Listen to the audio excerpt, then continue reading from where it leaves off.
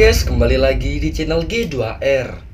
Bagaimana kabar kalian? Semoga tetap baik-baik saja ya. Pada kali ini saya akan menceritakan alur cerita film yang berjudul Den of Thieves. Film yang menceritakan sekelompok mafia yang ingin mencoba merampok bank yang tingkat keamanannya sangat tinggi. Dan apakah berhasil para mafia ini merampok bank? Tonton video ini hingga akhir. Di awal film kita akan diperlihatkan dengan sekelompok mafia bersenjata lengkap sedang melakukan aksinya dengan cara membajak truk lapis baja milik kepolisian di wilayah Los Angeles. Sebelum truk akan dibajak, sopir yang merupakan anggota polisi terlebih dahulu menghubungi rekan-rekannya untuk meminta bantuan. Karena diduga akan mengambil senjata, salah satu anggota polisi ditembak mati oleh perampok tersebut. Tidak lama kemudian datanglah anggota polisi yang lain. Terjadi kontak senjata yang menyebabkan beberapa polisi gugur dan salah satu perampok yang bernama Marcus tewas di tempat kejadian.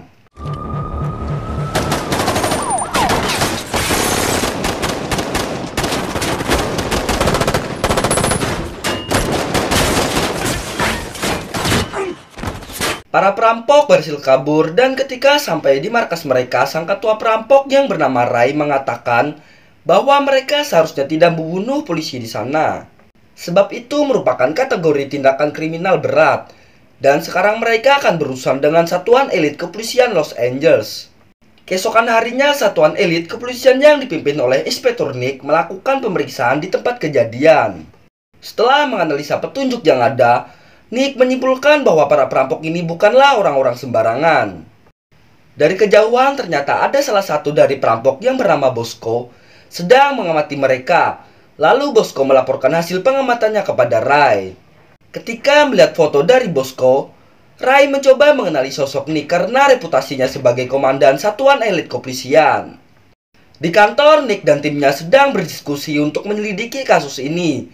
Dari petunjuk yang berhasil dikumpulkan, mereka menduga adanya keterlibatan Ray sebagai dalang. Untuk mencari informasi lebih, Nick akan meminta keterangan kepada Donnie yang bekerja sebagai bartender di sebuah klub malam. Kenapa harus Donnie? Karena Donnie pernah terlihat sedang bersama dengan Ray. Malam pun tiba. Nick menemui Donnie yang sedang bekerja dan mengobrol sedikit dengannya. Ketika selesai bekerja, Donnie memasuki mobilnya untuk pulang. Lalu tiba-tiba muncul Nick dan langsung menghajarnya sampai pingsan. Keesokan paginya Donnie terbangun dan ketika keluar dari kamarnya, dia ternyata sedang berada di tempat Nick. Tanpa basa-basi, Nick mulai menginterogasi Donnie. Awalnya Donnie mengatakan bahwa dia hanya bekerja sebagai driver untuk Ray dan selebihnya dia tidak tahu apa-apa. Setelah Nick mengancam akan menjebloskan Donnie ke dalam penjara yang penuh dengan tahanan, akhirnya Donnie mulai menceritakan semuanya mulai dari awal pertemuannya dengan Ray sampai keterlibatannya dalam semua aksi perampokan bersama Ray. Dia juga mengatakan bahwa Ray adalah orang yang sangat jenius. Dia merencanakan segala aksinya dengan sangat detail. Setelah mendapatkan informasi yang dibutuhkan, Nick membiarkan Donnie untuk pergi. Ketika dalam perjalanan pulang, Donnie menerima telepon dari Ray yang menyuruhnya untuk pergi ke sebuah tempat besok pagi tepat pukul 8. Keesokan harinya, Donnie sudah berada di tempat yang ditentukan. Kemudian datanglah Ray beserta yang lain untuk menjemputnya. Ray kemudian membawa mereka ke sebuah gedung. Disinilah Ray menjelaskan misi mereka selanjutnya adalah merampok Bank Federal Los Angeles. Bank dari semua bank yang ada di Los Angeles. Jadi semua bank yang ada di Los Angeles akan menyimpan uangnya di sini. Tentu saja sistem keamanannya yang sangat ketat. Hanya bank ini yang tidak pernah kebobolan oleh perampok. Ada sekitar 53 kali percobaan perampokan, tetapi tidak ada yang berhasil. Setelah menjelaskan tentang misi mereka, selanjutnya Ray juga menjelaskan cara kerja sistem keamanan bank yang begitu ketat dan bagaimana proses kegiatan operasional bank ini setiap harinya. Kurang lebih seperti ini. Yang pertama, setiap hari truk lapis baja mengantarkan uang setoran dari semua bank konvensional yang ada di Los Angeles. Nomor seri dari setiap lembaran uang akan direkam di pusat data Bank Federal ini. Jadi apabila hilang satu lembar saja, uang itu dapat dilacak keberadaannya dan siapa yang menggunakannya. Yang kedua, petugas bank akan membuat semua orang itu ke ruangan pemeriksaan untuk diperiksa ketepatan jumlahnya dan memisah antara uang pecahan baru dengan uang pecahan lama. Yang ketiga, pecahan lama yang sudah dipisahkan akan dihapus nomor serinya dari pusat data Bank Federal ini. sehingga uang ini dianggap sudah tidak ada lagi atau sudah dihilangkan. Kemudian yang keempat, fisik uang pecahan lama akan dimasukkan ke dalam mesin penghancur kertas, kemudian akan dibuang ke tempat sampah. Jadi inilah rencana Ray mengambil uang pecahan lama yang jumlahnya kurang lebih 30 juta dolar sebelum dimasukkan ke dalam mesin penghancur kertas. Dengan mengambil uang ini mereka tidak akan dikejar oleh polisi karena uang pecahan lama sudah dianggap hilang. Itulah strategi jenis dari Ray. Sementara itu, Nick dan timnya sedang mendalami informasi yang diberikan oleh Donnie. Kemudian mereka mulai mengidentifikasi profil Ray dan profil krunya satu persatu. Ray pun mulai menyiapkan segala sesuatu yang dibutuhkan dalam misi kali ini. Dimulai dari Donnie yang melamar sebagai kurir di sebuah restoran Cina. Hal ini dilakukan agar dia bisa masuk mengantarkan makanan untuk petugas di dalam bank federal itu. Keesokan harinya, Donnie mulai menjalankan tugasnya sebagai kurir makanan yang mengantarkan pesanan petugas bank federal. Dia membawa 2 bungkus makanan, 1 bungkus untuk petugas bank dan 1 bungkus lagi diletakkan di saluran udara dalam toilet. Waktu pun berjalan, Ray dan semua krunya sedang makan malam di sebuah restoran. Tidak lama kemudian datanglah Nick beserta timnya di restoran yang sama. Nick mendatangi meja Ray dan mengajak Donnie untuk berbincang-bincang. Karena merasa terganggu, Ray meminta Nick untuk pergi dari mejanya. Sepulang dari restoran itu, Ray kemudian menginterogasi Donnie karena mencurigainya sebagai seorang polisi yang menyamar. Donnie mengatakan kepada Ray bahwa dia bukan polisi dan tidak memberitahukan informasi apapun kepada Nick. Ray pun percaya. Kemudian Ray menyuruh Donnie untuk memberitahukan Nick bahwa aksi mereka akan dilakukan pada hari Jumat. Ketika Nick sedang berada di toko pakaian, Donnie mendatanginya. Dia memberitahukan kepada Nick bahwa ia akan beraksi pada hari Jumat, tapi dia tidak tahu tempatnya di mana. Sebelum pergi, Donnie juga memperingati Nick untuk memakai rompi anti peluru. Nick akhirnya mendapatkan informasi mengenai tempat Ray akan beraksi, yaitu di Bank Pico Rivera. Dia segera memberitahukannya timnya yang lain. Tibalah hari yang ditentukan. Ray maupun Nick sama-sama mempersiapkan diri dan peralatan mereka masing-masing. Nick dan timnya tiba terlebih dahulu. Kemudian mereka melihat Ray dan krunya datang dengan menggunakan senjata lengkap dan dilengkapi dengan rompi anti peluru. Mereka pun langsung beraksi dengan masuk ke dalam bank dan menyandra semua orang yang ada di sana. Ray menyuruh manajer bank untuk menelpon 911 dan melaporkan bahwa dia sedang disandra. Para perampok meminta uang 10 juta dolar dan disediakan helikopter dengan bahan bakar penuh. Dalam waktu 1 jam depan, jika tidak maka para sandera akan ditembak satu persatu. Kemudian Ray menyuruh manajer bank untuk membuka brankas. Tidak lama kemudian Ray dan krunya meledakkan sesuatu di dalam bank. Setelah melihat denah lokasi bank, Nick mengetahui jika ada saluran air yang terdapat di lantai bawah bank. Akhirnya dia memikirkannya jika Ray dan krunya bisa saja keluar dari bank itu melalui saluran air tanpa mereka sadari. Nick kemudian berinisiatif masuk ke dalam bank untuk membuktikan dugaannya. Ternyata benar, Ray dan krunya sudah tidak ada di dalam bank itu.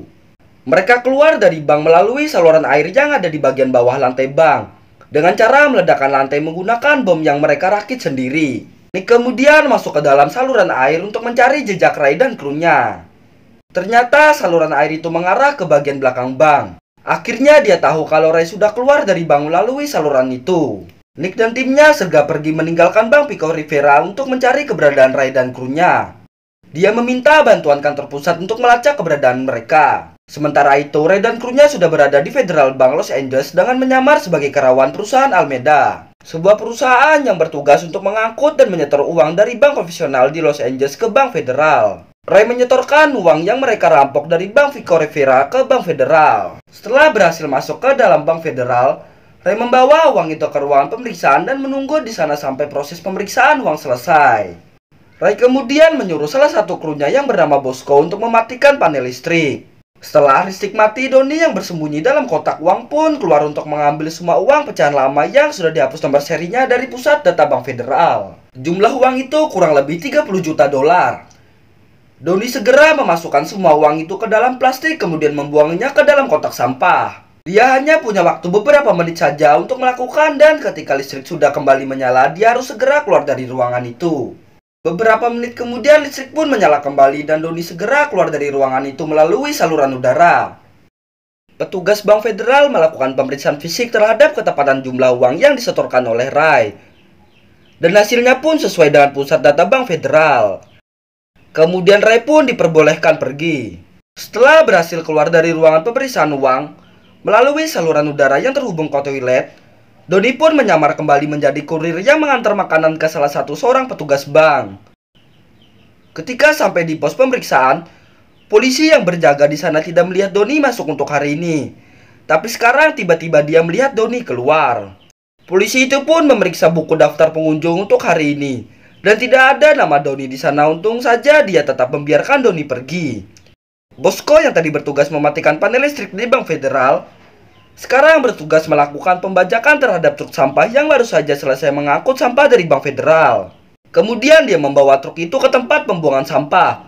Di sana sudah ada Ray dan Lefox untuk menunggunya.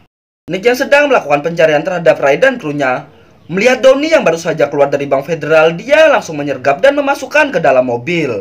Salah satu kru Ray melihat Doni disergap dan langsung memberitahukannya kepada Ray. Di dalam mobil, Doni diinterogasi sambil dihajar habis-habisan oleh Nick dan timnya.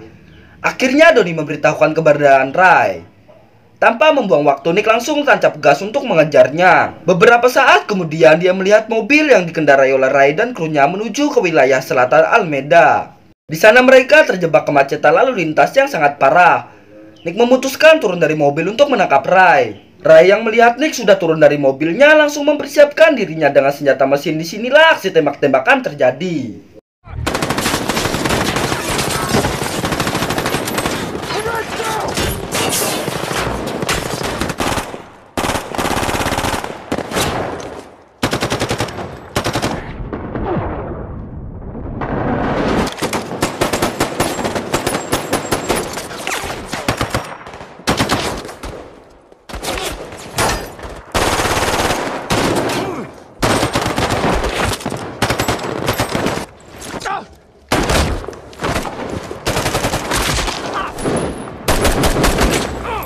Ryan tertembak di bagian dada kiri berusaha untuk kabur.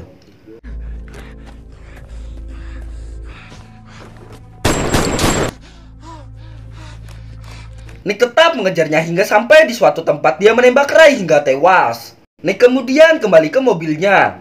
Ternyata Doni sudah kabur dengan cara melepaskan borgol. Lalu Nick memeriksa mobil Ray. Di sana dia hanya mendapatkan plastik yang berisi sampah.